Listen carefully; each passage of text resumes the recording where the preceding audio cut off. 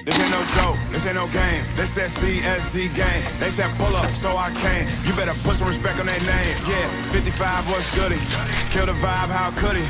Big Cardinal on the hoodie. Let me break it down for you fully. This ain't your average broadcast. This ain't just no podcast. I'm on the show, spread fake news. We just start a podcast. Wes, Joey, Sam, Shawn, Dalton. And you know that boy hit you. He said he wants small fries. Tell him they better make him bang. Yeah, you already know what we be on. You bet. 40. Here he goes. This place is gonna. If we set it and set it in stone, sit in the seat, set up your phone. You in the Cardinal Sports Zone. Straight steal of hole. The slide. The Cards win. The magic is working tonight. How do you know when things are The emotional journey to the championship.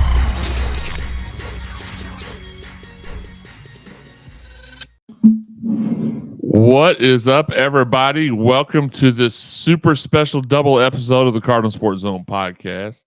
I'm your host, Jeremy Wahman. Reason why it's supersized, I thought I'd explain that real quick before we get started. We are not having a show Friday night because there is a football game Friday night. Well, there's basketball this week too. Football game Friday night. We are going to be watching it down in the Wahman Cinemas. I think that's what I'm going to name it. I'm not sure yet. I don't know if that'll stick. We'll be watching a double feature of SmackDown and the Cards take on Boston College for the members of the podcast that want to come over and watch it. And if you don't, then you can go frost yourself for all I care. Why? Yeet. Here today, let me go ahead and put everybody where they're supposed to be here on the hierarchy of the show and everything. Sorry, I got a little distracted there. We had some issues again trying to get logged onto the show. I don't know why. It's just been happening since I've been pre-scheduling the show so we can get credit for the views we get during the show. So apologize for that. We got everybody in here on time though. Starting off with the football beat writer, women's basketball beat writer, and phone buzzer. It's our guy, Sam Wes. What's up? That wasn't me this time. Oh, okay. My bad. Then I apologize for calling you out. Next, it is the man. He is the myth. He is the legend.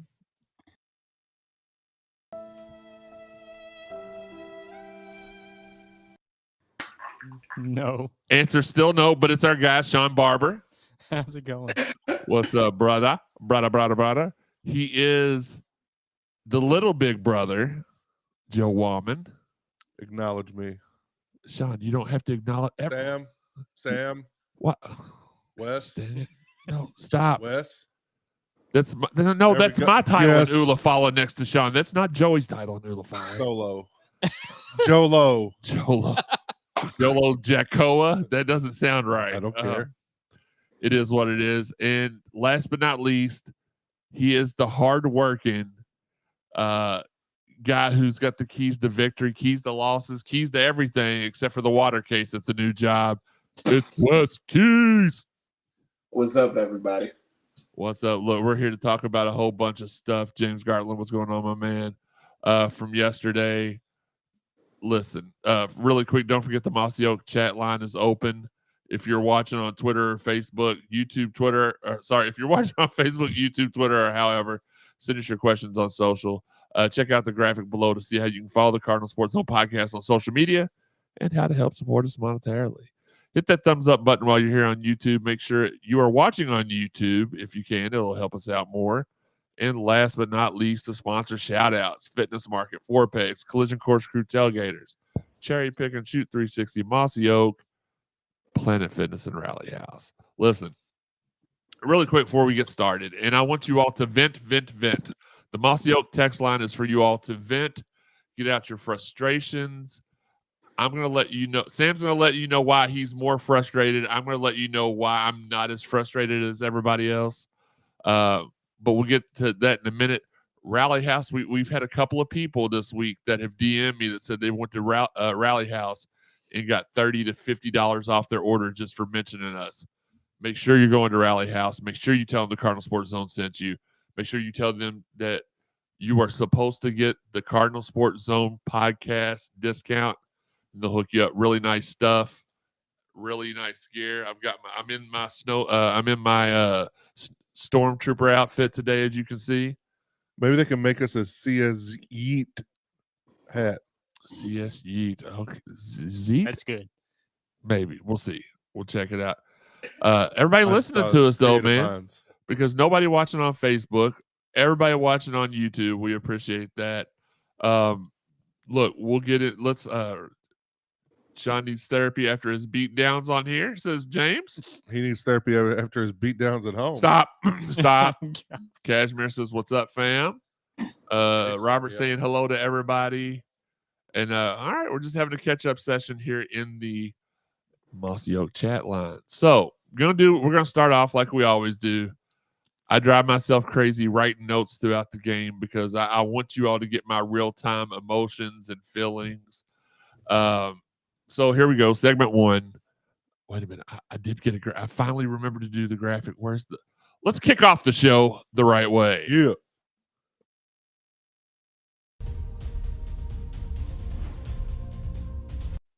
I like that. Yeah, I did all that myself. As you can tell, it's very, very elementary. We just don't have Colin Lacey returning the kickoff. No, because we did. It'd be dynamite. Card stall in the opening drive. That's all I had out of the first part. Miami marches down the field on their first drive, but penalties eat them up. They have to settle for a field goal. 3-0 Miami. Cards take just 3 plays on the ensuing drive to score. Isaac Brown. Why do I keep calling him Isaiah? I did that the other night. And it even says Isaac on here. Y'all can see that. Isaac Brown, 43-yard touchdown that he should have scored on the play before. Yeah, he tripped up over his own feet. We had like a little pass, the 7-8 yard pass that he tripped, and then it was almost like they were in the same play, even though it wasn't. 7-3 Cards. But Miami wastes no time. The Cards bend and keep bending defense allows a 30-second touchdown from snap to catch. That's the one where Ward dropped back, and I think he did the gritty. I believe he did the running man. He made himself a sandwich, went home, did his laundry, threw the ball, and the guy caught it in the back of the end I think he zone. did his ray gun impersonation too, because if I'm not mistaken, he had to put his hand down on the ground to hold himself up, then spin around. It was something. It was phenomenal, man. That dude's the real deal. 10-7 Miami. Cards start their engines but sputter. Brooks with another drop. Wild card play don't work. However, go for it on 4th and 1 from the 33. Again, get it after a few creative plays. We have to punt into the first quarter. Second play, 49-yard touchdown pass from Miami, muting the negative Nancy group chat. I love my group chat, but my God, it goes by. It's almost like dating that girl in high school. Do you love me? I love you. Yeah, you love me? I love you. Yeah. Do you love me? You've not told me but 72 times a day. So I had to mute the chat. You moved your arm. Does that mean you don't love me anymore? Absolutely. 17-7, Chaney busts a big run into Miami territory. Bell big catch sets us up on the 2-yard line. Screen pass touchdown to Redmond. 17-14 is the deficit. Hold Miami on 4th down. Miami held to the 4th down. Oh, and they converted the 4th down on the Louisville 20. Very ballsy. Fletcher running at will, not a good sign. Next play, we record our first sack and then follow that up with a second. 3rd and 24. Hold them to their first 3 and out of the game. Cards get the ball with 5 minutes and 21 seconds remaining in the half. They need to score going into the half because Miami gets the ball first in the second. I don't know why my words auto-incorrected. We come back from commercial 4 minutes later to find out there was a flag thrown during the commercial break. Cards start at the 3 with 5 minutes and 21 seconds left.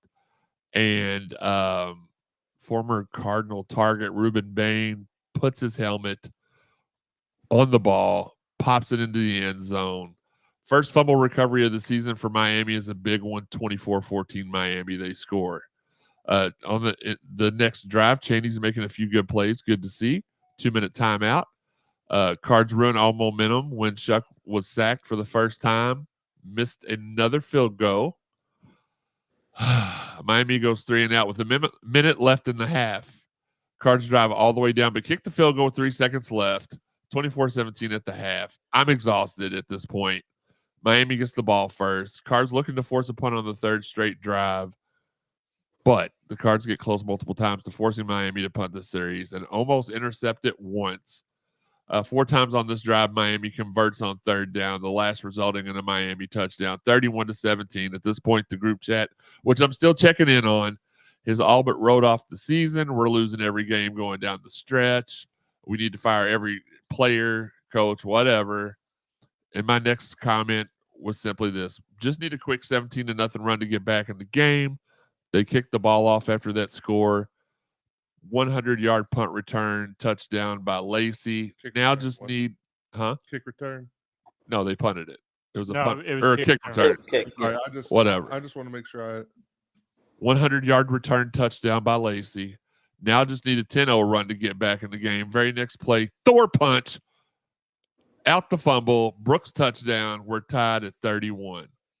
Louisville holds on third down. Miami goes for it on fourth. They barely get it. They go for it again. And, of course, the next play.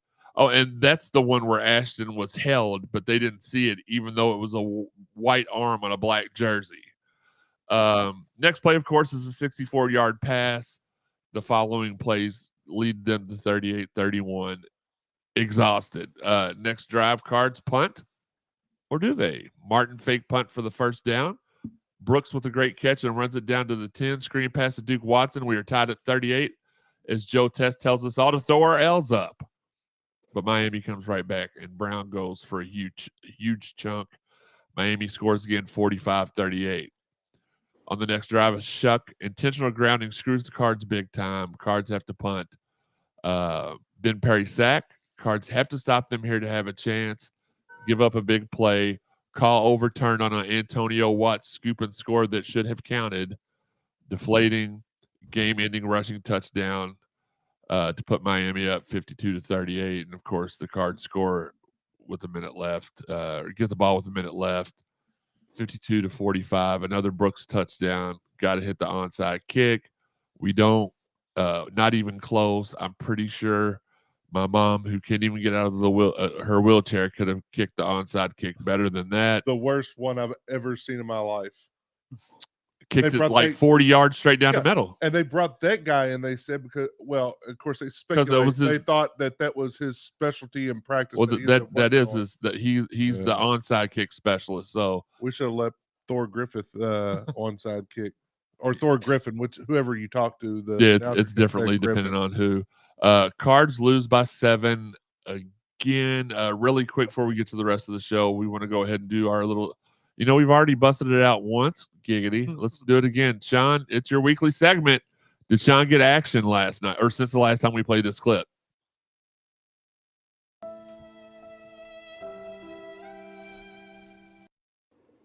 No. I would hope not. Dang. You would think that maybe with two studs like us in the room, it might have given them a better chance, but it didn't. Lucy's the only female in the room, so she's got her head turned away from him too. Like I tried once and you shunned me. So, and this has been. Did Shawn get any action last night or the night before or any time in 42 years?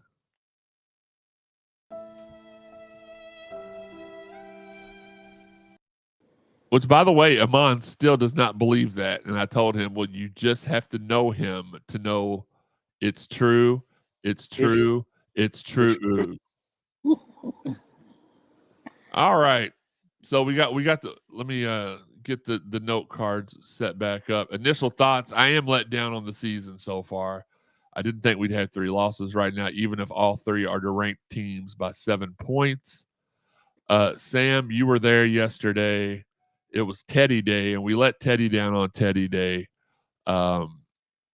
Also, we want the viewer. I know some of y'all are putting comments in the chat. We'll get to that after Sam speaks his piece. What was the vibe after the game, from what you could tell? Disappointed. A lot of fans are now questioning the season. What's going to be the outcome of the season? Because a lot of fans want to know what the bowl game is. They wanted to see if we had an outside chance of the ACC championship game. Now they're wondering what kind of bowl game are we going to have? How many games are we going to win for the rest of the season? So like I said, there's a lot of disappointment. But outside of that, outside of the fans, there could be some silver lining in here somewhere along the line. Miami is probably the best offense we're gonna face for the rest of the year. The defense, they need to work on strictly tackling. From here on out, I don't care what the scheme is, what the call is. You got to tackle better. Losing by 7 to Miami, giving up 52 points. Well, let's say 45 to Miami was horrible, but it should not have been that bad if they had tackled better. I can't tell you how many times, and you've seen it, that they were right there to make a play for either negative yards or no gain, 47. or 47 times. or stop them short of the first down marker, and they just whiffed on the tackle. They, I've noticed in the last 3-4 games, they do a lot of lunging themselves at the ball carrier instead of trying to wrap up and run through defenders. They're wanting the hit stick or they're wanting the shoulder tackle. That's not going to work at this level, especially with their with great teams. So uh, I, I was just disappointed in the defense more than anything else. All right, Shawn, what about you? You caught the second half of the game because somehow he slept through the first half of the game. Yeah. Shawn's got an injury, though. He's got a legit reason to. Well, Shawn's sick every other. That might be another reason why he hasn't had any action. But you saw the second half of the game. Mm-hmm. The most exciting part of it, just imagine if you'd been awake for the whole time. Maybe we would have played a little bit better. What were your thoughts coming out of the game? The thing I mentioned Friday night we can't miscommunicate, can't blow coverage, and we did it. We did it at least we two did plays, if not more. And that was something I believe it was Ramon Puryear brought up in the post-game press conference. He said we need to communicate better because if one guy's out of place, it screws up everything. Yeah. And that was something, that can actually happen even in a run game because maybe there's supposed to be more guys in a spot, in a gap or whatever. And then it turns out there's only one guy. Now, he should still make the tackle. You got to make the tackle regardless if you're the only guy there or not. But if you have everybody aligned correctly, then you can, gang up on the ball carrier and get them to the ground quicker. You can gang up on that gap. Yeah, yeah. But that was the most disappointing thing to me is just we're still having miscommunication issues. That shouldn't be happening. What are we now? 7 games in the season? 7 games in the season. At yeah. a point where a lot of us here on the show thought 6-1 or 5-2 was absolute worst case scenario. Mm-hmm. I'll tell you this much, and I know that I'm going to get some heat from this, and I'm okay with that. Sometimes I get a little cold, need a little heat. I wasn't that impressed with the Miami offense. I think that I could have thrown for 300 yards and 4 touchdowns as much time as he had available. It really showed, and this is not any criticism because y'all know I love my Louisville football team. I love the players. I support them. I support their families. But the plays we actually played defense on Miami, we stopped them. The plays that we were just sitting out there playing, Shawn, what's the newest game people play on their phone?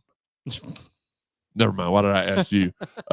People out there looked like people out there checking their TikToks during the game, and it was just like pass, just wherever you wanted to. Not saying that I don't think Cam Ward's not an elite quarterback because he made plays. He made plays that we had praised Tyler Shuck for the whole season as far as putting the ball where only his players could catch it. The problem is there were about 12 plays that he threw that Higgy could have caught the ball. They were so wide open. So 3 games, all 3 ranked teams, all 3 with a, and I said this Friday night, I hate to be cry about the refs guy, I really do, but you can name one play in all 3, one instance in all 3 games where if the play was called, now we don't know what would have happened. If they don't overturn that, does Miami come down and hit a field goal with no time left to win the game? Possibly. Maybe. We don't know. But we know for a fact the other 2 cost us the game. We could have ran the clock out on SMU after score at take our time, score and ran the clock out there, and the same thing with Notre Dame, but it is what it is. They say don't put yourself in a position to have one play affect you. So yes, we answered yesterday when we needed to answer, even when we went down by the biggest deficit of the game, which was 2 touchdowns.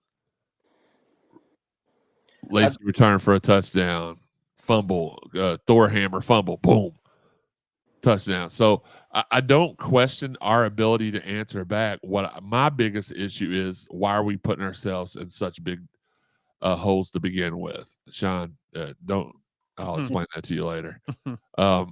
Because sometimes that's a good thing. But I digress. Joey, what about you? So I just have a couple, like, defense is still huge liability. Actually, I wrote down piss poor defense. I mean, this is what it is. Like you said, 7 games in, and at the beginning of the year, after those first 2 games, and then we had issues. I was like, oh, well, it's really game 1 on game 3. Oh, well, it's really game 2. We're game 7 now. Like, this should be fixed by now. And to me, and I don't want to be that guy, but like, being a manager and a supervisor at work, if my team keeps doing the same things wrong over and over, who does it fall to? Falls to me. Yeah. Something needs to happen. A couple weeks ago, DC was brought down to the field. Yep. Hopefully that would help out. It hasn't. I mean, I don't know what else you got to do. Something has to change. Because I agree with you. While Miami put up 52 points, probably 28 of them they shouldn't have had. I mean, Cam Ward's he's a stud. That dude's gonna be he's gonna be exactly where he's gonna be right there for the Heisman at the end of the year, if not winning the Heisman. But I mean, I can't. What's that? Restrepo. It's a Restrep throat or something like that. Something that Shawn's probably going to have next week and cause him to miss the show. That guy gave us a little issue last year. He gave us some issues last year. So you would have thought, we've seen enough of him last year, what he can do. He still had a pretty big game, but O-line, we still have issues on the offensive line. That right side is still a liability. Was yesterday Renato Brown's first start of the year since he got hurt last year? It might. I think it was. Yeah. Yeah. I think so. We got to get that. We've got more than 5 guys that can play offensive line. I know. So if it's a matter of, trying somebody out, somebody else out there for a series or 2 to see how that can impact the game, because right now our running backs, if they're running to the right side, they're getting pretty much all that just because of sheer will to get some yards. And then drop passes. Like, we've had so many drop passes, especially in the last 3 games. The receivers, you got to catch the ball, man. Like, we've had drop touchdown. We probably had 3 or 4 drop touchdown passes in the end zone, drop passes on key plays. Now, there were Shuck can put a ball. I'm telling y'all, he's a precision. He's a dice it up precision passer, because he can put a ball where only our guy can get it, and they should get it, because especially Brooks, he's one of those. I don't want to say he's Randy Moss, but like, put the ball up and I'll catch it type of guys. Mm-hmm. There's so many things that are so fixable, and it comes down to discipline and wanting to be better. I would like to hope that the team wants to be better, and I would like to think that our coaches want to put the discipline in them. I don't know if it's the NIL era and people are collecting money, and the coaches don't want to coach so hard that this guy wants to just stop playing, and now they don't have him at all. But so three losses, 3 out of the last 4 games. We got to turn it around. We can. I mean, winnable games the rest of the year. And as good as everybody thinks Miami is, they're good. But if they're the best team in our conference, then we can beat Clemson easily. We can beat everybody that's left on our schedule easily. We've lost probably should have beat everybody that was on our schedule prior. We've had a chance to win every game. We've been in every game. So it's not like we've been getting blown out, just totally embarrassed. Now, we've been getting embarrassed on defense. The offense, 45 points. You win 95% of your games if you score 45 points. Listen, Amon said the other night for us to have a chance to win, we were going to have to put up 40, and he was correct. But guess what, Amon? We did beat you in one thing because Restrepo was leading Brooks by 5 yards going into the game, and Brooks outdid him by 7 yards. So he's up 2 yards on the season and about 4 touchdowns. So take that, you. And you look at it too. Joe mentioned Restrepo. That 63-yard pass and catch that he had should not have even happened. It should have been taken off the board. Right. So he really, it's real difficult to say, but that was egregious. It should have been a hold. Yeah. And one thing people aren't talking about, which they should mention, is I don't know if y'all remember. I think it was the first series of the SMU game. They called it unsportsmanlike or what's it called? Late hit. Unnecessary roughness. On the on Louisville's defense when the running back or the wide receiver took like a half a step out of bounds. Yeah. Yesterday when Louisville was driving on the drive that stalled, Isaac Brown was completely in the white. He was almost outside of the white, and then you have the Miami tackler diving at him they missed the call. They completely missed that one. And it led to 0 points for Louisville. So even then on that drive, had that had happened, Louisville would have at least gotten 3 points out of the deal. There's going to be 5 calls a game that are like that for us. We just have to expect that because it's been like that. It's going to be like that. We've got to do more to where when those calls happen, it doesn't have such a negative effect on our team. And don't happen. I had seen where I think Cashmere said, good teams win close games, and we've lost 3. Yeah, you're right. We are a good team, but the things that happened last year in our favor that were 50-50 type things, games that could have went either way, we won them last year. Yep. We're not getting them this year. Mm-mm. And I believe, Sam, this is what you're talking about. Let me try to screen share this really quickly. Yes. Yeah, that's ridiculous. Shout out to Jeff Nunn, man. He's awesome, dude. Stud. He's been going at some people on Twitter today. He has been. He should be like making all kinds. He should be set for. He's awesome, dude. Well, he's oldish, so it really. He can enjoy his work while he's still around. I guess is what I'm saying. So much money and still collect his Social Security check. That's true. But yeah. Way out of bounds there, way out of line. Let's get caught up on the chat really quick before we go to Wes. Cashmere says good teams don't lose close games; they win them, especially 3 by 21 points total, 2 at home. Dwayne says what's good. Card family. Cashmere's predicting we will have a new defensive coordinator next year. I wouldn't be offended by that. Our guy Babu simply states, bottom line, we won the Warden score games last season and we're 1-3 this season. It's a thin line between 10 and 7. Absolutely facts. And it's another thing that people don't want to bring up, especially Sam, but Scott Satterfield was good at winning the close games, the 1-score games. That's why he was the ACC Coach of the Year his first year. Did you know, though, that Sam picked Miami and hates our coaches? Hold on really quick. I feel like I saw that somewhere. Where was it at? Oh yeah, on the ticker. Yeah.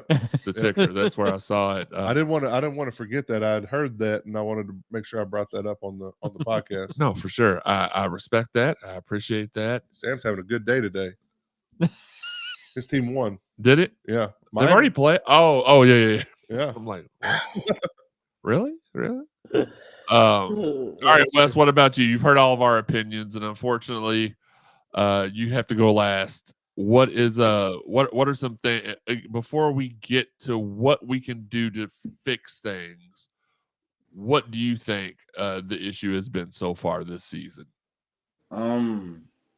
Definitely defense. Honestly, yesterday we saw the offense has a pulse, like everybody had been worrying about. The offense actually picked up. There were some things on offense, some blown reads. Shuck did miss a few very important reads that he could have made that could have led to touchdowns. Defensively, there was one thing I saw from the stands when I was with Yoda where TJ Quinn basically had to push somebody back into their spot because they weren't where they needed to be.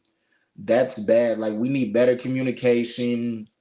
Um Officiating definitely was a problem because that Ashton hold was one of the worst things I've ever seen. And then on the same drive, I think, or the next one, there was a clear pass interference call where they were holding Ja'Cory Brooks, if I'm not mistaken, and it was blatantly obvious. Like, and they're not calling anything, but like they said, we just have to get over the officiating and push past it. The offense played really good. The defense, like all those missed tackles, it's like I'm not gonna say it. I was gonna make a stupid joke. Really quick, I want to hear it. Before you continue, we got to go ahead and throw Sam's flag up. We told him if he was right, we'd throw his flag up. All right, go ahead. That's for you, Sam. That's not my flag, sir. Oh, my bad. Hey, man, I'm trying to delete. I didn't mean it. We were missing some of those tackles like they were covered in baby oil. Like, bro, they were that slippery, bro. Like, how do you literally? I know what he was going to say. He was going to say like it was a Diddy party. Yeah, I got yeah. you. You knew what I was gonna say. But no, like for real, bro. How do y'all miss so many? They were like, Wes. You know they told us that they wouldn't stop. You know they told us that they wouldn't stop. Let me ask y'all a question: Is the hip drop tackle illegal or is it penalized in college? It's supposed to be. I don't know because was it They had Johnson three that yesterday. almost got hurt? Like Yeah, they had three yesterday, and one actually ended up in hurting Jamari Johnson. Yeah. So I wonder because I didn't see it call at all that's an yesterday, NFL rule. and I saw three, but I wanted to ask because I wasn't sure. Yeah, there was that. There were horse collars. There were missed PI, but there was so much that, like, Lord. We lost by 7 points and had about 7 calls that like affected the game. So we just got to, like I was saying earlier, we just got to make sure that we get out to a lead instead of having to play catch up, and then those calls don't hurt us like that because they're going to miss those calls against us. It just is what it is. It's a clear bias. You know, 1 or 2 times could be coincidental, but you know, 9 ACC games a year, so at least 14 games in the last 2 seasons. That's not coincidence. That's intentional. So we're gonna have to just look past that. Did you have anything else, Wes? Nah. Okay. Nah. Dwayne with a great point is Ashton in the wrong position. There were times yesterday that he lined up at linebacker. The stupidest. Sorry. It was, he did it 3 times. Mm-hmm. And it makes no sense because if you look at the majority of the game, most situations, Cam Ward was a three-step drop and let the ball go. If he's coming from the linebacker spot, he has 0 chance of getting there within 3 steps of Cam Ward. He ain't fast enough. He ain't fast enough for that. It makes, the first time he did it, it was Ben Perry lined up, and then Ashton was in the middle linebacker spot. So when Ashton rushed the guard and set in the guard, Ben Perry dropped out. So it was no confusion. They just picked up the open person in front of them. Mm-hmm. And the second time he did it, this time he brought Ben Perry. I don't want to say it's Ben Perry, but he brought the linebacker and he also brought Ashton. But it was another 3-step drop. He's not going to get there in time. Jeremy, I am not a Miami fan. So I understand wanting to move him around and things like that, but don't put him he has absolutely no use to us rushing from a middle linebacker spot if you don't have the interior front 4 to even to get pressure and force double teams. They're looking for him. I don't understand moving him around. Why? Because if you move him around from left end to right end, Well, okay, sometimes I'm just saying I'm talking about being on the end of the defensive line. yeah. Yeah. Like, it doesn't matter whether it's left or right. I don't care about that. But like, quit Well, putting him at defensive sometimes tackle, quit putting him at linebacker, line him up on the end, line him up out wide. Because if you're going to have to double team him with the tackle and a guard, that guard's going to have to pull out farther yeah. to chip, right? So that would open up for Ben Perry's and MJ Griffins and TJ Quinn's and all these guys to be able to possibly get through that line and make a play. Maybe Ashton doesn't, maybe his role on this team right now is to take those two guys farther out so other guys can eat. But And right that, now, you're right. Yeah, even if you that want middle to, linebacker, he's not a linebacker. He doesn't have linebacker speed. right. Even if you want to, you can line him up as a D tackle or a nose tackle if you feel like he has an advantage over well, the reason why I say that is because if you move him around and you ask him, hey, what do you think about this matchup? He might actually prefer going up against a guard because he could probably overpower the guard, or the guard isn't really that strong or that good. He could have an advantage that way. So now you force a double team. So But that's why I say I understand moving him around on the defensive line because he might have a favorable matchup. You might have a left tackle and a right tackle who are NFL pros who are top picks. yeah, He's not going to win that matchup most times, but if they have a weaker center or a weaker guard, put him against that player. But I'm not in favor of putting him at linebacker. no, my thing about putting him on the interior line, and this is just from experience. I was pretty good on that on the defensive end position when I played, and that closed me off. Like Ashton has room, so it's kind of like forcing somebody that's driving baseline. You have an extra defender with Right. the baseline, right? Yep. He only has to worry about getting that if he's playing left end, keeping that right side, the power right there, and then he can use his agility to get around somebody there or spin in. On the inside, you've got guys on both sides of you, a guy in front of you. It no matter how talented you are, that's why you usually see 350-pound guys at defensive tackle, because they're just there to take up space, get some push in, force a guy to the outside for somebody like Ashton. Mhm. Ashton's not a 350-pound guy. I don't compare it. I don't ever want to say he's like TJ Watt or Myles Garrett or anything like that, but he's more like that type of player.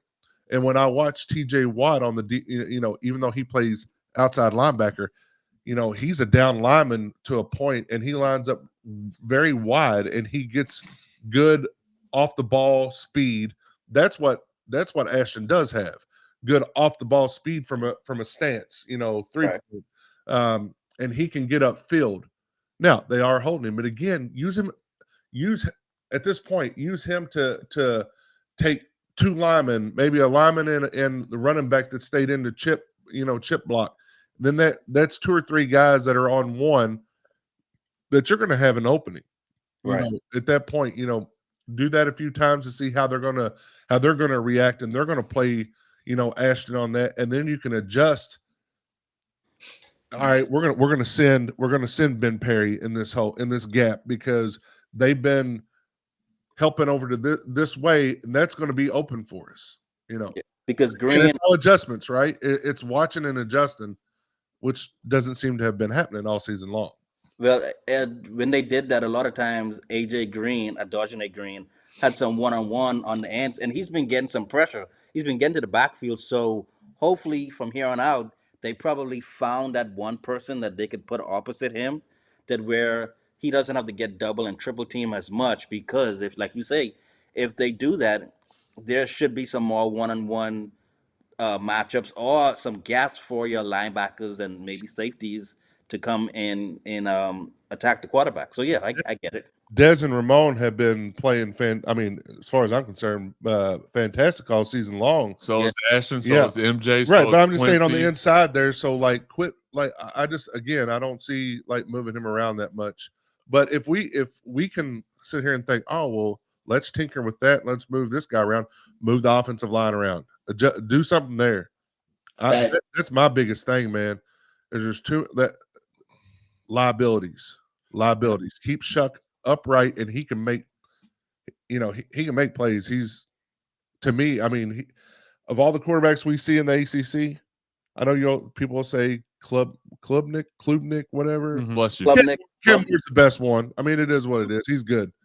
Tyler Shucks is what you got 1A and 1B that was in that game yesterday. Yeah. With the thing, I guess why they don't want to move the offensive line goes a lot on continuity. So, like yesterday, and it frustrated me because Virginia did it too. They would do the defensive end and the defensive tackle stunts, and it looks like our offensive linemen. A lot of times when they did the stunts, the switches and stuff like that, we never switched back.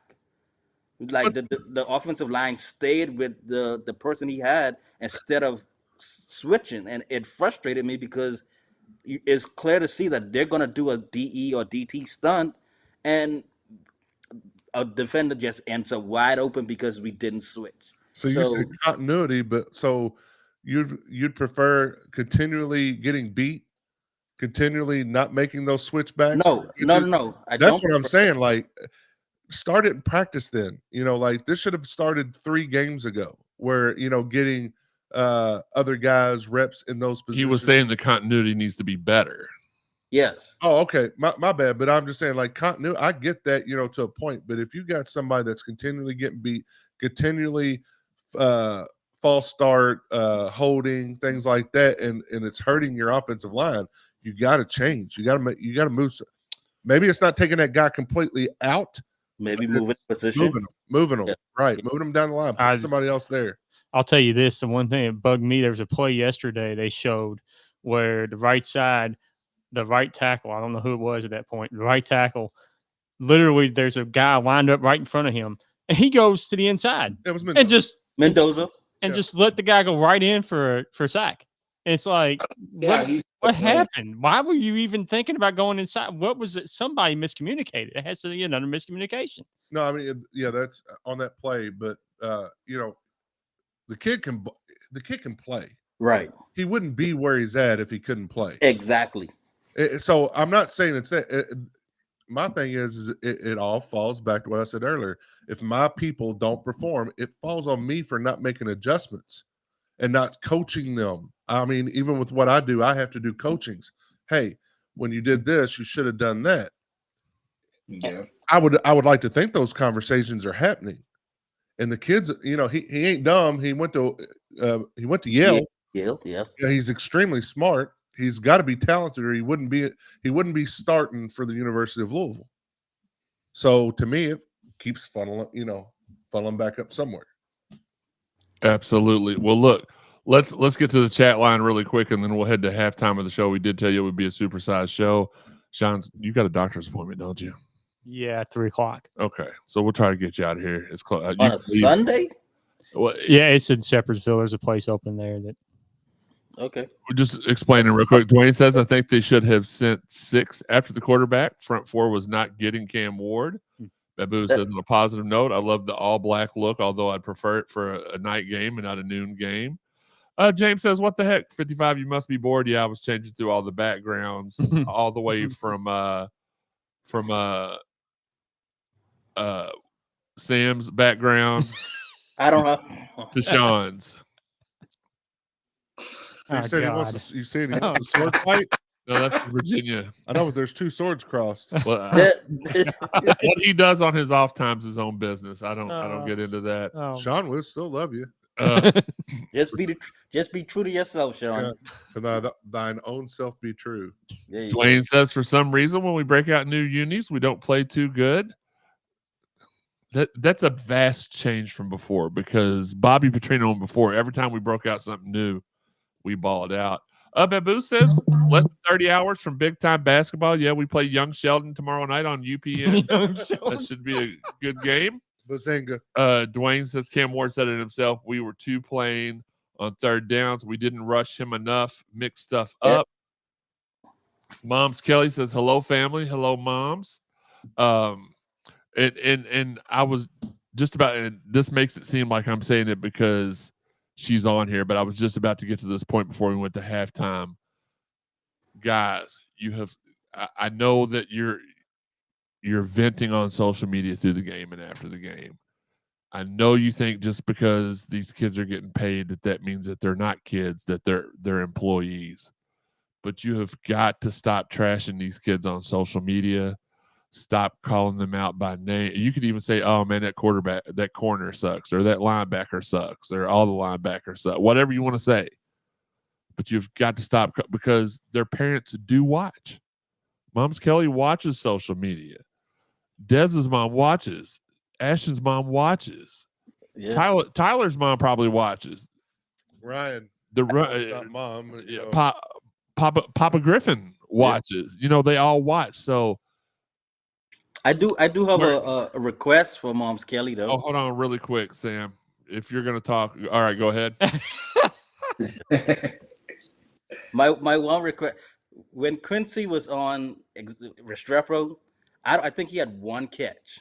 Yep. There were a few times where he followed him along on the field, which I absolutely loved. I loved it.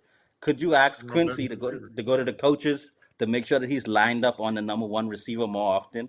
Because he kind of like negates them for most of the game. Well, how about That's this? my only request. Quincy is not giving up a touchdown at U of L. So that's my only request. What did they do with Darrell Revis in the NFL? They always put him on Chad Johnson, Randy Moss. They would put him wherever they were. It didn't matter. There was a reason why it was called Revis Island. You didn't get much. Like I said, there were a few times when Quincy followed Restrepo and nothing happened. Even on that big play when they went for the third down, and Quincy was there. So that's my only request is if you could ask your son to go to the coaches and ask him to follow the number one receiver more often. That's the only he shouldn't even have to do that. No, he shouldn't have to do that. But I think I think that's why he's not allowed a touchdown, because he's been on their top guy. Exactly. It's these secondary players that are getting the wide open. If you've paid any attention to the games this year, when Quincy was in, they don't hardly throw at Quincy. Maybe twice a game. It's because they know what's up there. So I don't know. And you're watching from the press box, so you see a lot more than we see when we watch on TV or watch from the game. So maybe you have a point, but the fact that he's not giving up a touchdown really speaks to the volumes. I'm playing zone too. I'm about tired of the zone. I swear to God. My point being, though, before Sam busted out his breakdown segment in the middle of my public plea, stop trashing these kids on social media, because here's what's going to happen. If you all keep up, these parents, now our Cardinal parents aren't like this, but what if they were?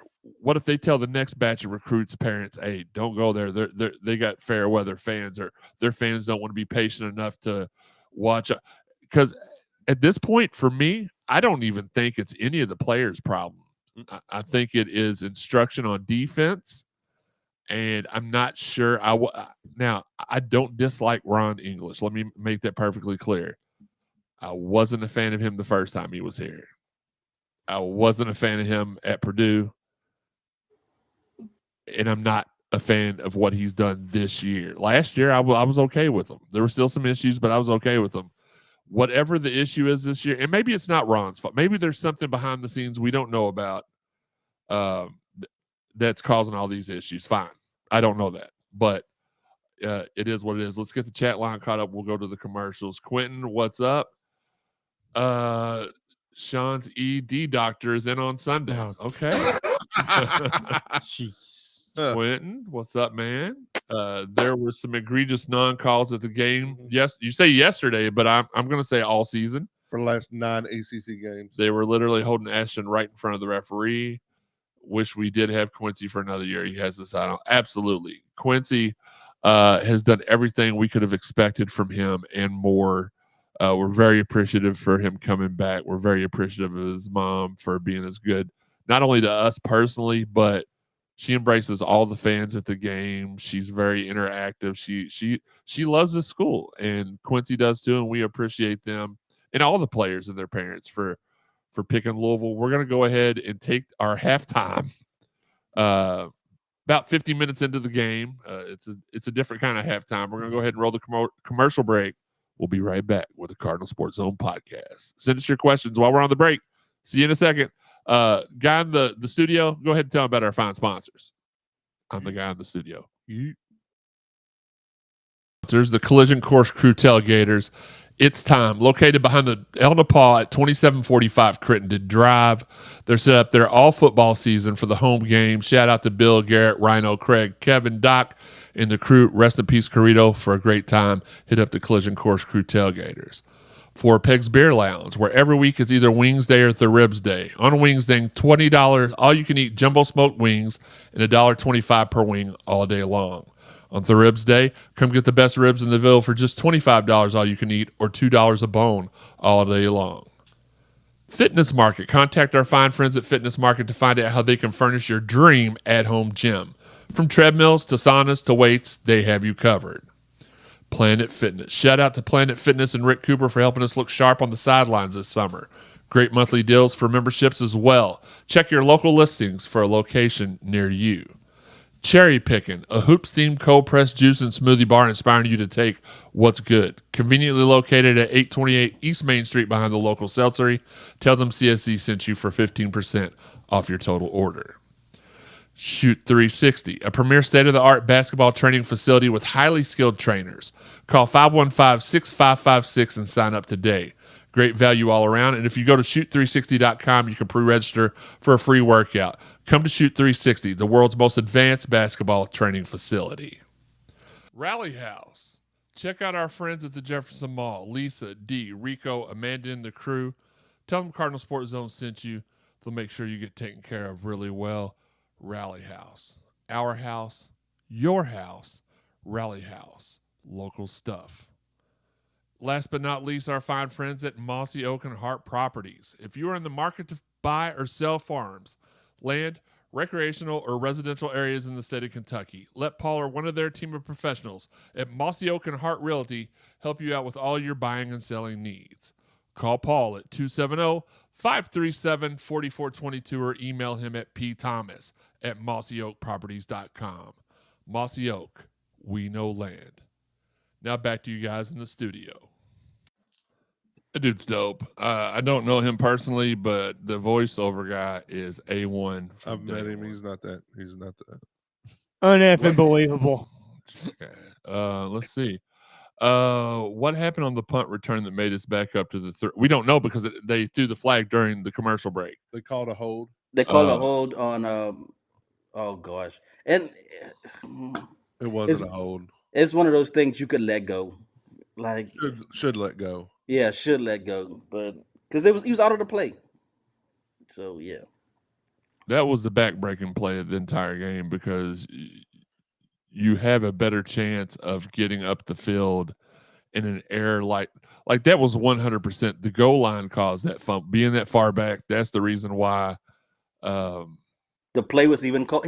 I doubt he would have called that play if we were at the 20-yard line. Oh yeah. Oh, for sure. I hate those. I've always hated the plays right at the goal line because there's always the chance that somebody gets through and does that and causes a safety, does what they did yesterday, just all that stuff.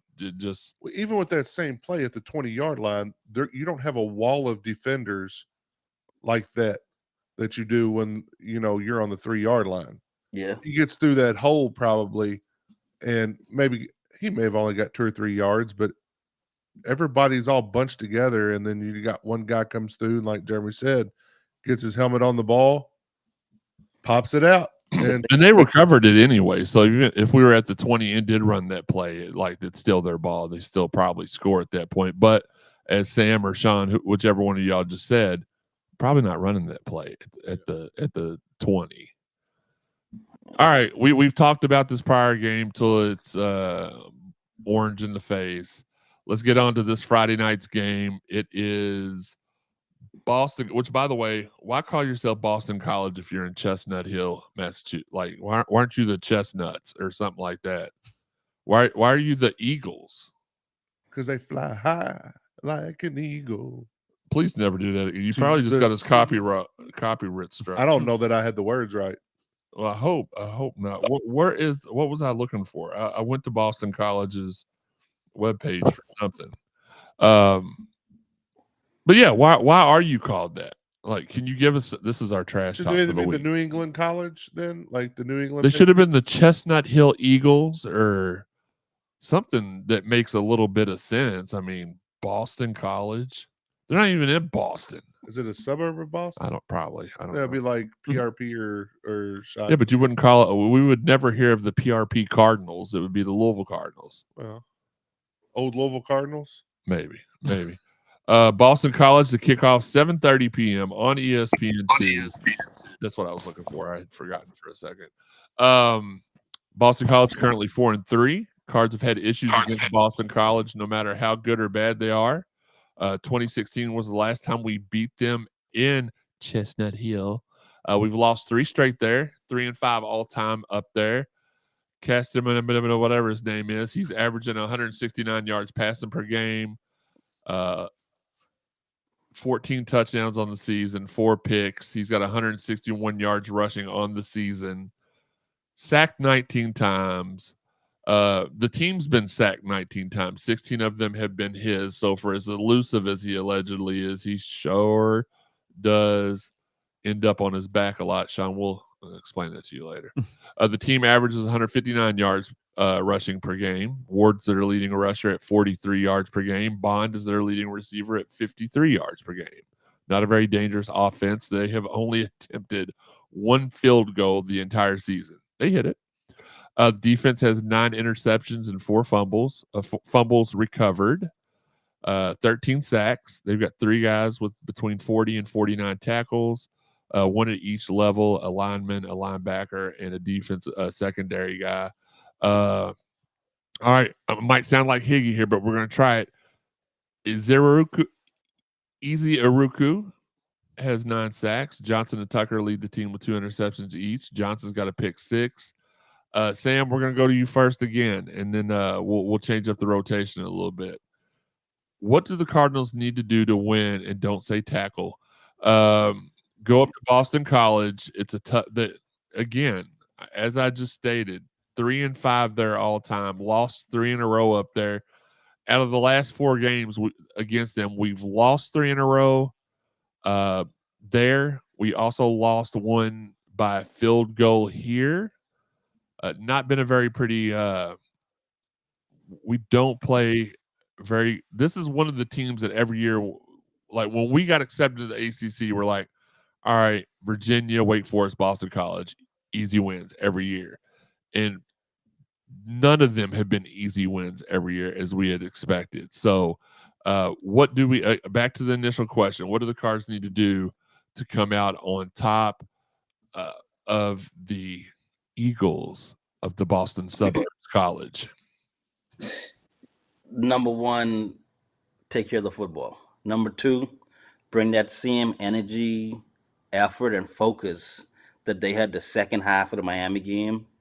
Bring that to the Boston College game for 4 quarters.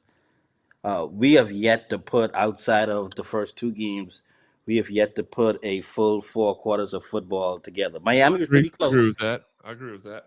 Miami's pretty close, but I mean, if you look at it, is nothing about Boston College's offense should scare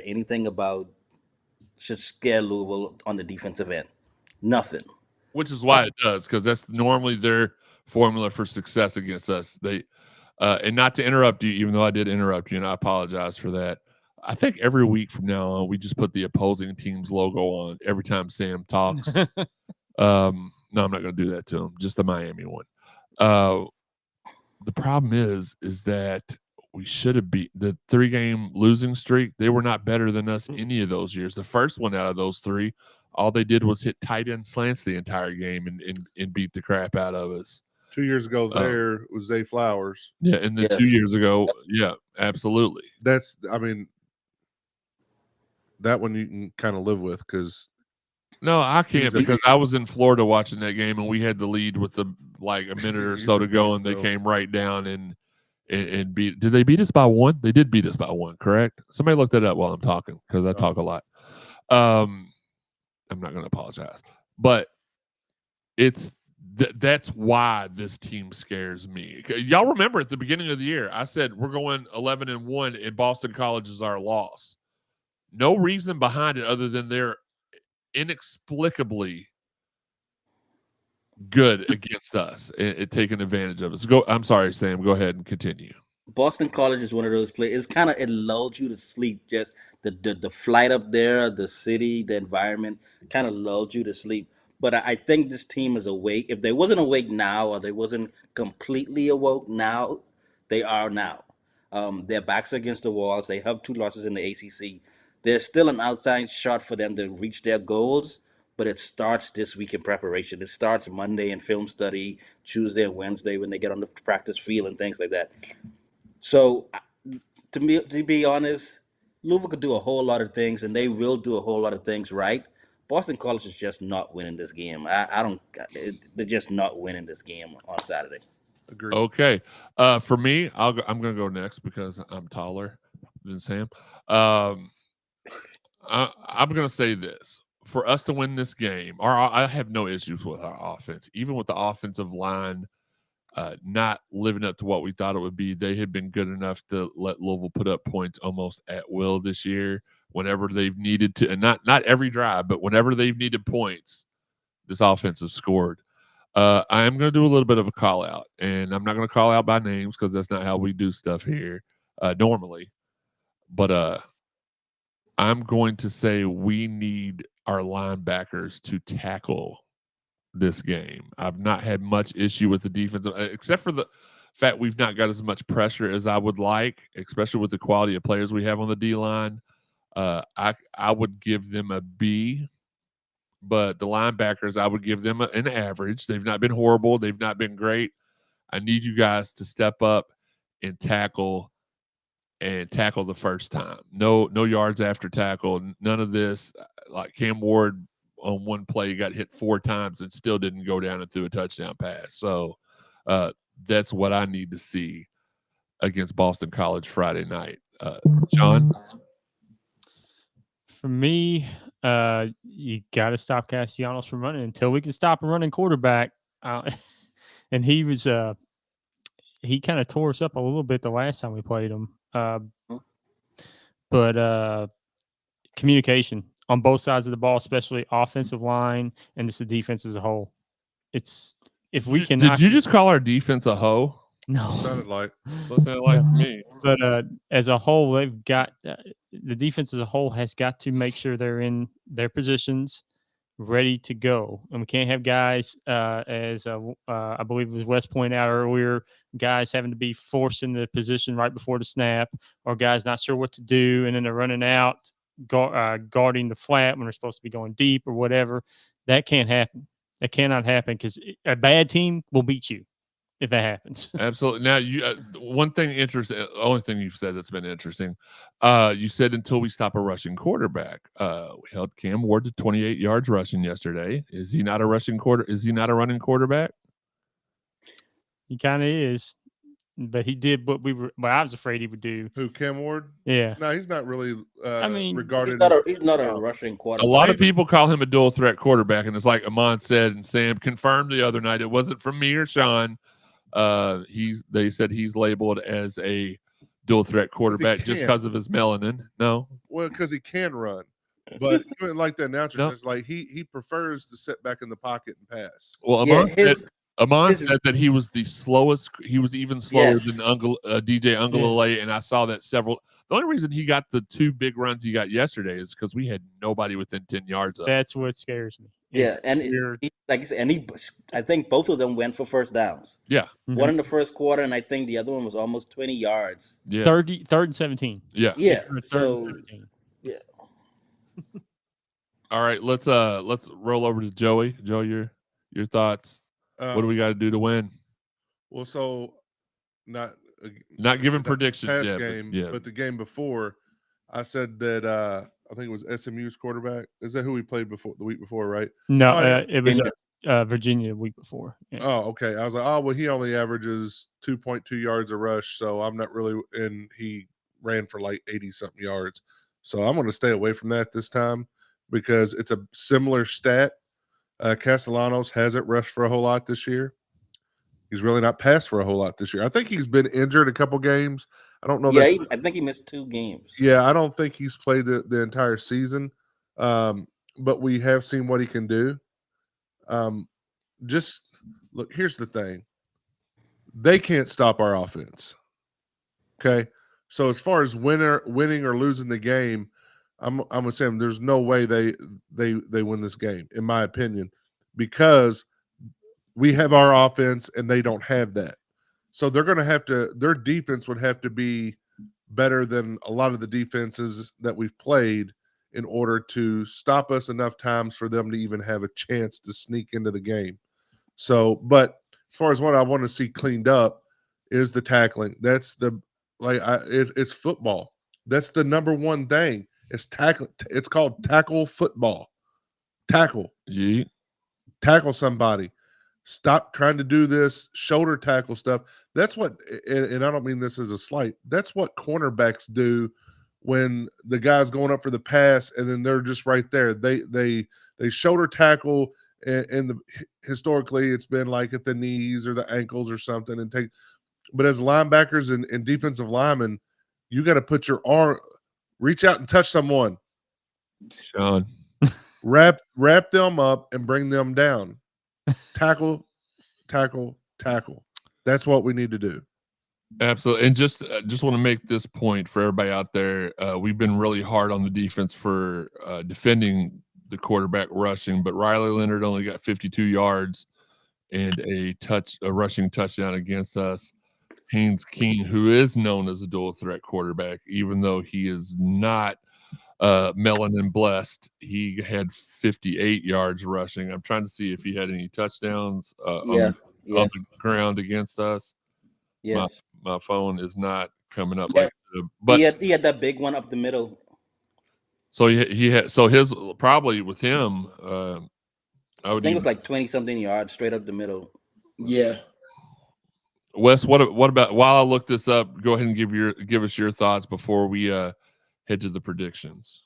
Honestly, what everybody else said, tackling, communication, keep the same firepower on offense. And Castellanos is probably the fastest QB we faced. So put a spy on him because he has escapability and he's fast. Like, dude can get up through. Haynes King did have 58 yards, as I said. He had a 26-yard rushing touchdown to Sam as well. I'm trying to look. SMU's quarterback had 110 yards rushing and a touchdown. Yeah, that's why I didn't mention any of the other quarterbacks. No, and even Jacksonville State's quarterback rushed for over 100 yards against us. And it's not so much the amount of yards they get; it's when they get it.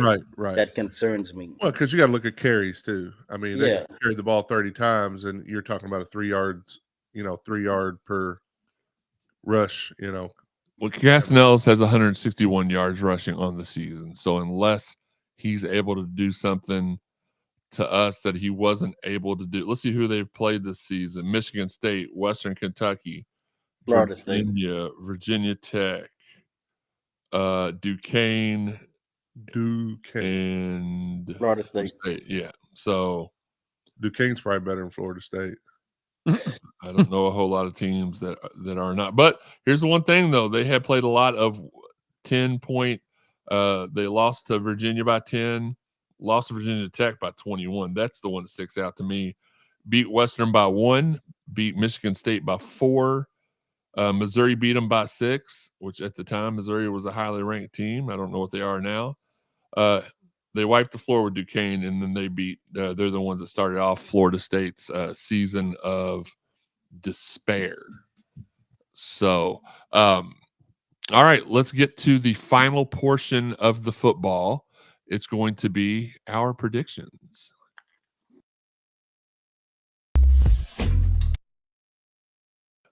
Predictions. Sorry. Sheldon Rankins with the sack, by the way, is what I was just texted. Okay.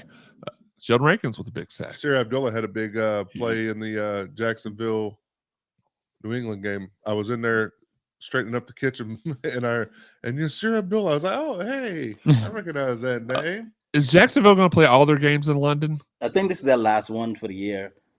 I think they're the primary, yes, they are home team. Like Well, they played there 2 weeks in a row. They played in 2 different stadiums, 2 weeks in a row. They had a preseason game there too. But you know what's funny? Why not just call them the London Jaguars? They had 86,000 people today in Wembley at a football game. Whew. Now, was that the turnstile count, or was that just what their owner said? Hey, because their owner is very, at least very... Tony Khan got 86,000 people in Wembley this year. Ba-doom-doom. He's so cringe, dude. So cringe. Wes, we're gonna let you go first on this time. Yeah. We're gonna let you go first, doing predictions. Shawn, we'll let you know what the importance is of going first rather than last on a variety of things after the show. But Wes, go ahead. And while we're giving our predictions, we encourage the chat line, put your predictions through here. Garrett says, please, for the love of God, wrap up. For the love of all's holy. Our guy J-Mo, we are looking good at making average quarterbacks look great. Don't disagree with that. Wes, go ahead, take the ball. We had Richard Simmons comment. Richard Simmons was on the chat. Go ahead.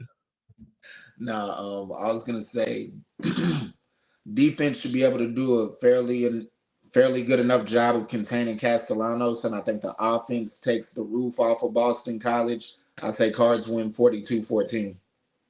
Ooh. Okay, Joey. I'm just going to keep it to a score, and I'm going to say 48-9. I think we absolutely destroy them. I think our offense is on a roll. I think our offense is on a roll, and I'm going to have faith that this week in practice things are talked about and are we have repetitions in doing so, and we get these guys squared away, and this is a good game for them to come out and apply what they learn and see that it can be done and get some confidence and some momentum on the defensive side of the ball.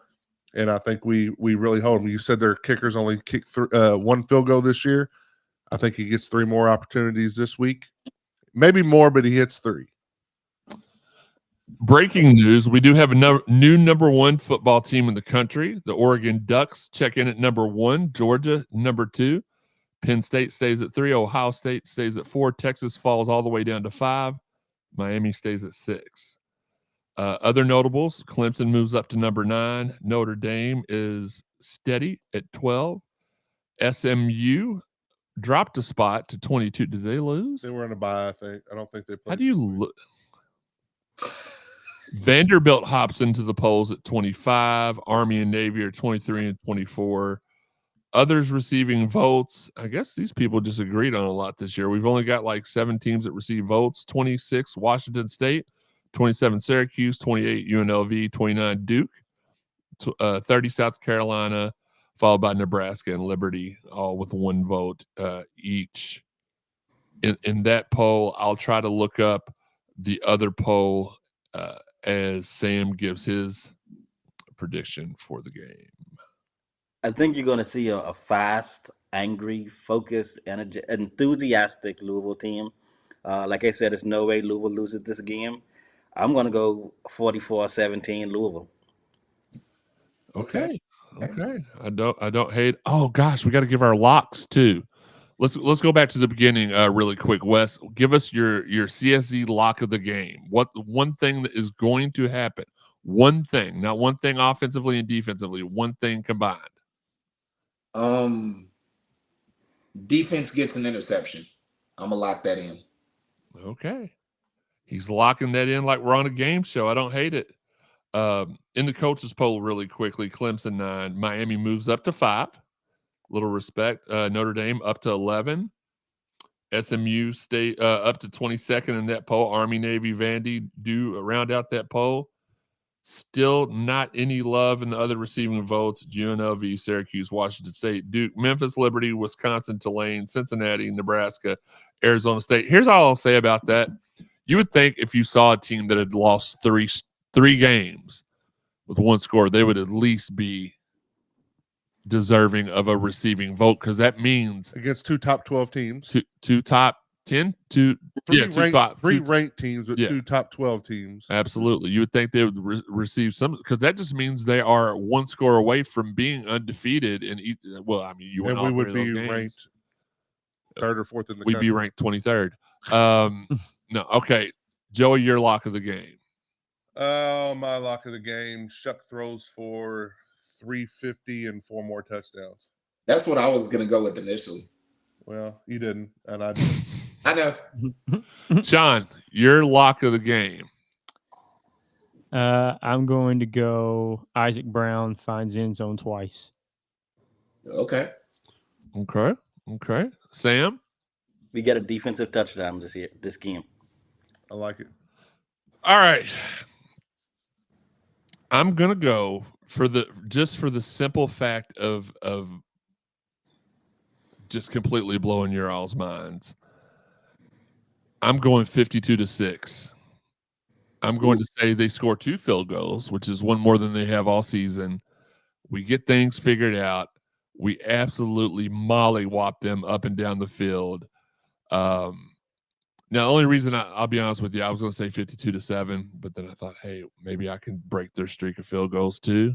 And if they're kicking field goals, they're not going to beat us scoring touchdowns. So maybe they try. Maybe it's 14-6 early, and then we just pull away. I don't know. But here we go. We have some predictions in. Did I say 45 or 48? I can't remember. You said 49. I know I said them for 9. I thought you said 4. I thought it was 48-9. 48-9. Yeah. You're right. I'm sorry. Babu says 45-17. Louisville. 3 teams we lost to are combined 19-2. We're not that far off. Great point. Aaron Walker, 38-17 Louisville. I like that. Garrett Hoover says a 5-week. Oh no. Yeah, there's only one left. We only have the one home game left for the whole season. So. And that's Pittsburgh. Yep. He broke his foot walking into the game yesterday. Are you sure you didn't do it dancing Friday night? It looked like your foot was broken when you were either that or you just don't have any rhythm. He says 42-17 Cardinals. I'm going 50. I'm trying to give us all. I don't really think it'll be 52-6. I think it'll be a different variation of that score, but I can almost guarantee it'll be a different variation because I never guess these correctly. But I think we're going to blow Chestnut Hill. Is that who you said? I hope we blow the chestnuts right off of them. 52-7 or 52-6. My bad. Was my guess on that one. Your lock? My lock was we're going to get 2 field goals. My prediction is 52-6. Okay. I combine them a little bit. Let's head to the here we go. Let's go to rapid fire.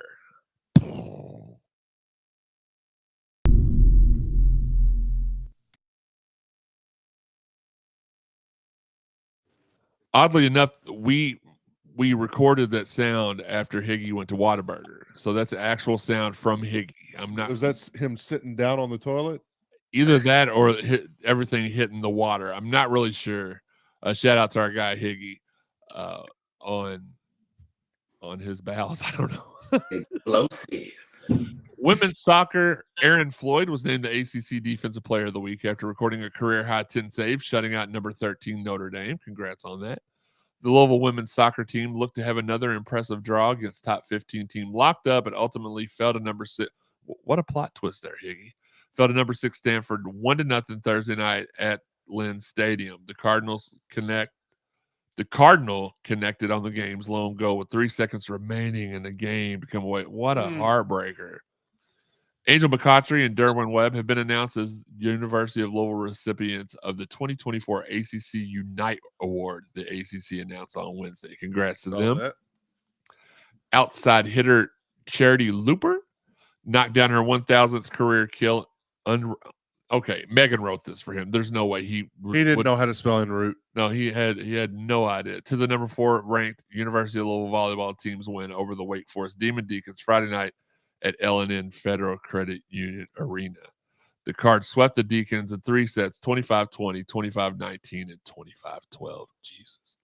That's a butt kicking. The U of L field hockey team dropped its final home game to number 11 Duke Friday evening at Traeger, 3-0. I'll tell you this. The entire ACC is ranked in field hockey, and most of them are ranked in the top 15.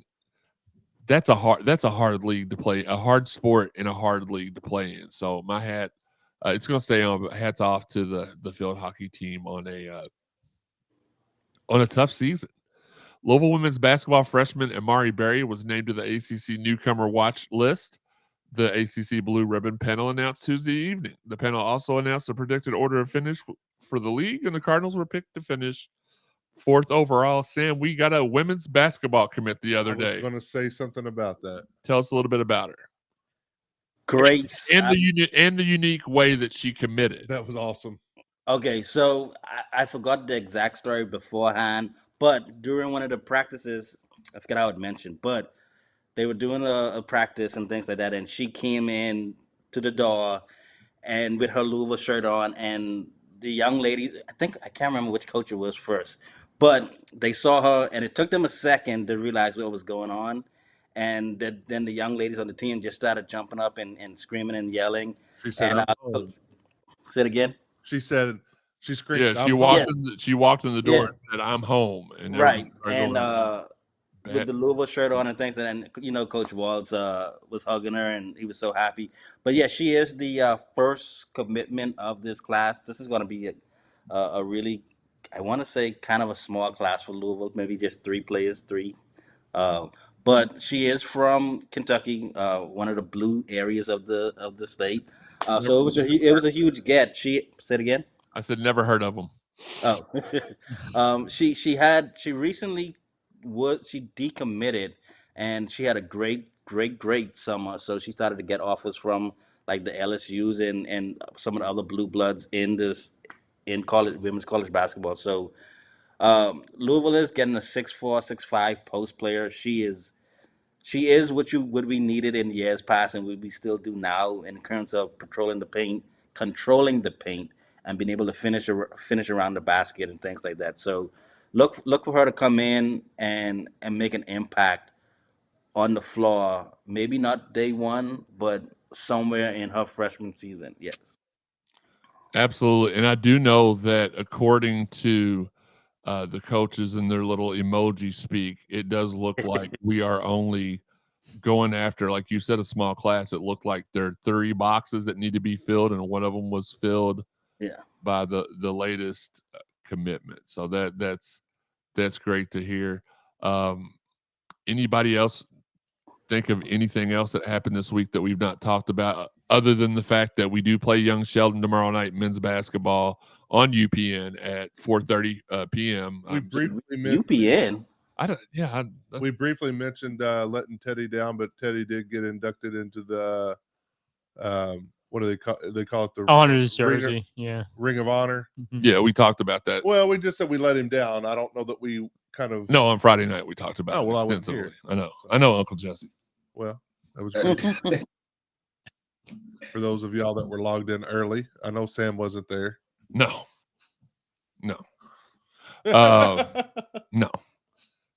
I do want to give a shout out. Now, listen, y'all know I have friends that coach other places, and I'm not going to just not talk about them just because they don't coach here anymore. First off, Nolan, he had a really good, they had a really good showing against North Carolina the other night in a charity basketball game. He's going to get those guys into shape, but that's not who I want to talk about. Court Dennison has. Yes. Come home, Court, please. Man, I was thinking about that yesterday. Missouri State, 5 straight wins now. They are 5-2 on the season. They did, I believe that they played a couple of top 5 teams to start off the season. That's what we'll say anyway, whether it's true or not, who cares? But they've won 5 in a row. The defense has been smothering. Please come home. We want you to come home. Come home. But congratulations, because he's helping get that defense. And Court's a guy who I don't believe should have ever had to leave anyway. It was kind of a sour situation, but thank God he was able to get back on. He helped with Utah and UNLV both last year. And those teams are both either still ranked or were ranked at one point this season. Utah was ranked in the top 10 at one point. Yeah, and UNLV was ranked for the first month of the season as well, before their quarterback decided to take his ball and go home. Regardless, So shout out. Hope he makes his way back to big time Division I football soon. Louisville. Here at Louisville, Court Dennison for defensive coordinator. If there's a spot open, please let that spot open. Please let there be a spot open. Please let there be a spot open. And bring Souders back as the strength coach. Love Souders. He's That's such one from down the country. yeah. Right? He's the one. Ben. Ben, not Dover.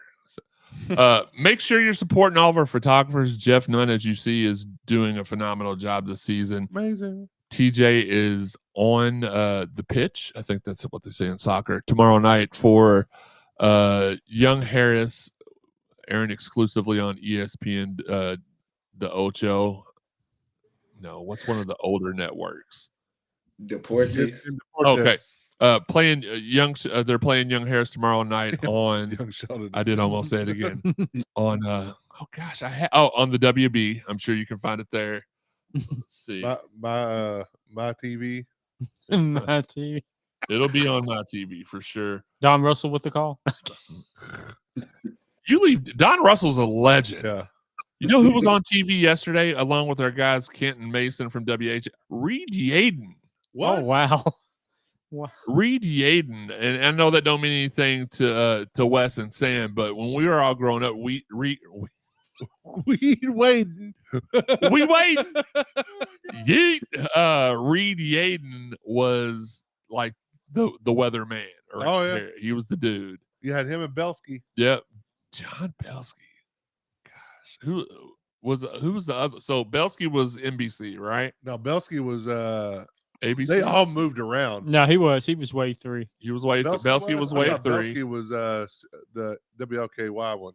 I thought Reed Yaden was WHAS. Reed Yaden was him. Reed was WHAS. I think Belsky was NBC. So who would it was? Jay Cardozi maybe? No, Jay's way after there. I mean, he's been there a while, but I could have swore Yaden was LKY, but it doesn't matter. Belsky might have been LKY, no. then went to Wave 3. Either way, now he's back with WLKY. Back in the day, a lot of people didn't watch Wave. Yeah. So more do now, but a lot of times they didn't back in the day. So that's probably why we don't remember. But yeah, they were legends for sure. For sure. Doug Rodemeyer, Melissa Swan. All right, now we're just showing her. Yeah. But anyway, TJ Barr will be at the pit. Gene West is still clanging and banging. She did the Derby coverage this year, and she was OG Gene in phenomenal shape. I'm trying to find the where's it at? Yeah. All right, Young Harris exhibition tomorrow night at the Yum Center, 7 p.m. It doesn't have a. Let's see. It does not have a television station attached to it, so I assume it'll be on the ACC Network Extra. I'll look that up in a second. Let me get through this shtick. Shout out to all of our fine sponsors: Fitness Market, 4 Pegs, Collision Course Crew, Cherry Pick and Shoot 360, Mossy Oak, Planet Fitness, and Rally House. If you would like to sponsor the Cardinal Sports Zone podcast, great point there. We'll get to that in a second. If you'd like to sponsor the Cardinal Sports Zone podcast, underneath Joey, point to the corner. There you go. Tilt your finger. I'm getting closer. Nope, too much. Over a little bit. A little more. No. Going the wrong way. Hold on. Yeah. Right there. If you look right where Joey's pointing to, contact me for sponsorship opportunities. As you can tell, we already got a gang of people on board. Love to have you on board as well. I mean, what do you want me to do? I don't know, but what do you want me to? I have a problem. He went down to whispery. Sam Elliott over here. This is Midnight Love on BET. Dang it, Colt. Dang it, Colt. Tune into the show on Friday nights at 10:05 and Sundays at 1 p.m. Not this Friday night, but normally that's when we're on. Stay tuned to our social media and subscribe to us on YouTube or Facebook to be alerted anytime we go live, even though we prefer the YouTube. You can find the audio version on over 125 podcast avenues and all, including Apple, iTunes, Buzzsprout, Spotify, TuneIn, Google, Amazon, iHeart, hit subscribe now, or whatever it is. There's a plus button, there's a heart button, there's a like button, and whatever it is Shawn likes to do on the weekends, hit that button. I actually don't hit that one. I'd be scared. Hit subscribe now. If you haven't listened to all the prior episodes of the Cardinal Sports Zone podcast, then go back and check them all out. Go to cardinalsportszone.com, the place that all begin. Hit the podcast drop-down menu. Check out our exclusives. But on the podcast drop-down menu, it's got CSZ Podcast and it's got archives. That's all the stuff we did prior to 93.9 The Ville before they deleted all of our stuff. Shout out to our guys, Marcus Maven and Steve Rummage, doing the Lord's work. Monday through Fridays from 10 to noon on ESPN 93.9 The Ville. Shout out to everybody out there that's sharing the podcast. Shout out to our guys at the 502 Circle, producing really good content, such as and Floyd Street Media. The content: Goal Line with Bilal Powell, Keeping It 100 with Kaysen and Noah, Huddle with Harry Douglas, Beyond the Court with Alina Scott, all that stuff. Make sure you are giving to the 502 Circle if you can. You can do anything from a one-time donation. I don't even know why I'm congested now. To a $25 monthly donation where you get some swag and exclusive invites to parties and stuff. It's a pretty good deal, especially if you want to better the team. Around the ACC with DP airs every Friday at noon. The show, Sam was on it with him this past week. It was a great show. They've all been great. We can't wait for it to pick up some steam and for you all to watch it. It's on our YouTube channel. Guys, Sam, where can people find you on the social media? Baseboy124. Shawn, you're next. Joey? Joe Wallman 526. Wesley. West Keys _CSZ. Why'd I call you by your government name? You find me at Jeremy _CSZ. All right, guys, it's time for the last words. Let's also get the chat line caught up. Babu brings up the point that Zakiah Johnson was on our official visit to the Ville yesterday.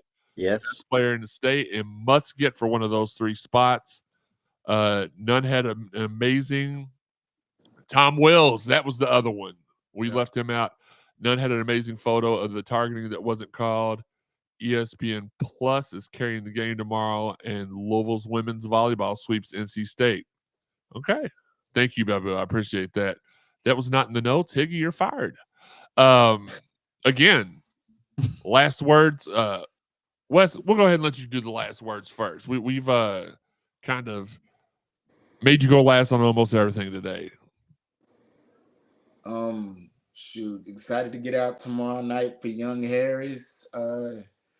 Young Harry.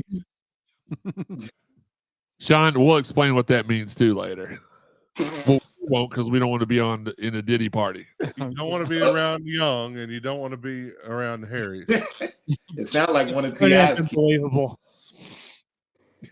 But excited to get out tomorrow night for Young Harris, and let's get a good dub against Boston College on Friday. Shawn. It's Merkin season in Chestnut Hill.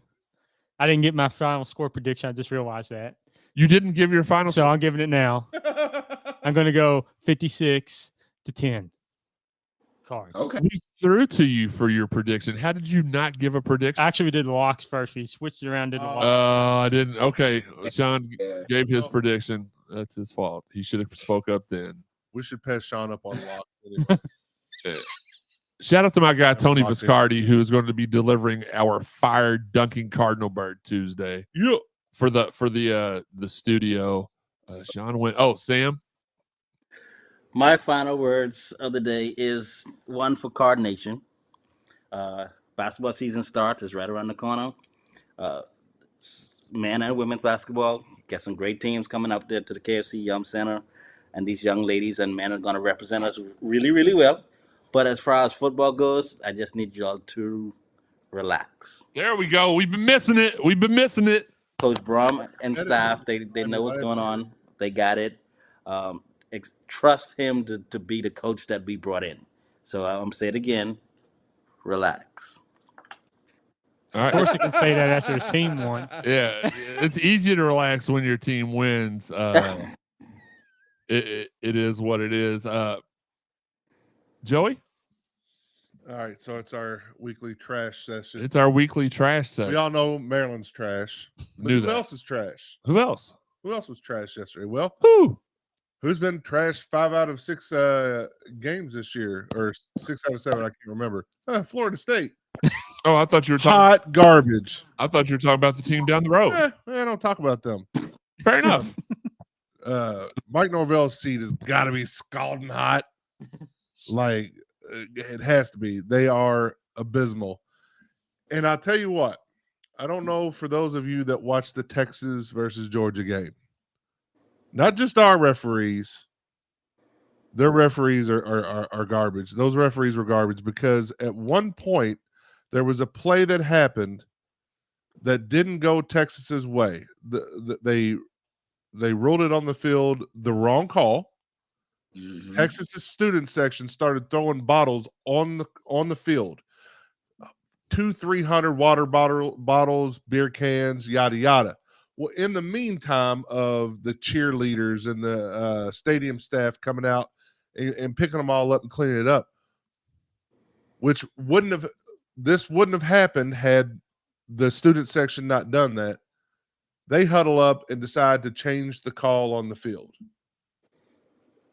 That to me, so first of all, there should have been a flag thrown for delay of game on Texas. Yes. Right? Mm-hmm. Because they're I mean, that's just the way it rolls, right? Yep. But after it's all said, and now it didn't have an effect on the outcome of the game eventually, but that's kind of trashy, man. Like, you can't, like, the next play would have already been ran. They would have been lined up. So just because you're waiting on the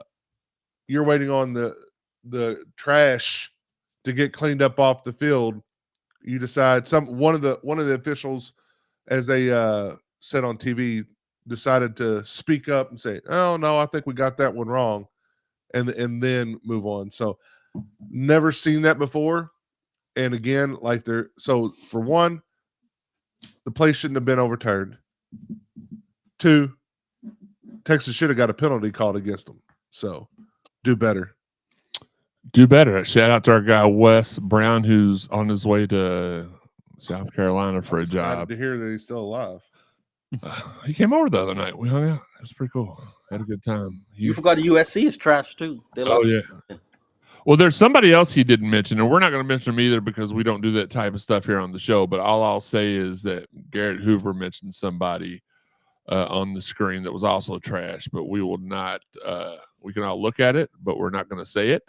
Oh no, I already kind of alluded to that earlier anyway. So for me, here's what I'll say. Let's get behind the team. I know, what are we, 4-3? It's not ideal, but it's still our team, y'all. Stop. We have to stop acting like the other side of this coin. We're starting to. I don't know what Wes is doing to his phone, but I really, Jesus. He's got split screen, and he's doing the podcast, and he's watching other stuff on the other side. We can't hear him anymore. So what he is? Okay. My bad. I had it muted because the kids just came in. Oh, it's okay. Sean was stroking his nose for about 20 minutes earlier, and it was kind of creepy. So I can you can go back on the replay and watch it. But get behind the team. Be positive on social media. Let's cheer for the Cards. No, I'm not trying to tell you how to fan. Yes, I'm trying to tell you how to fan. But let's just be good. Let's be easy. These, at the end of the day, this is still just a game. These are still human beings. Young human beings. No matter if they're getting paid or not, that's a moot point. With a bowl win, we could still win 10 games this year. So yeah, we can still get to the double-digit kingdom, and it's not out of question with the remaining schedule. Nope. I don't remember. Did I mention whether or not Pittsburgh had jumped in?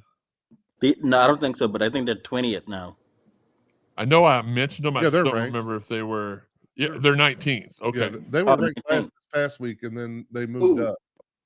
Yeah, Pittsburgh was 20th last week and 19th this week. So we've still got a couple of marquee games on the schedule in Pittsburgh and Clemson. We could turn it around. But we're going to go ahead and we're going to hop off here because Sean's got to go get his hook toe checked out. He's gonna go turn his head to cough. The bad part about it is he's already had that done 3 times this year. He just goes for fun. We hope you guys enjoy this week. We'll see you all 1 week from today. Thanks again for all the support. We love you all. Until next time, this has been the Cardinal Sports Zone Podcast. Throw your L's up like Joe Test said.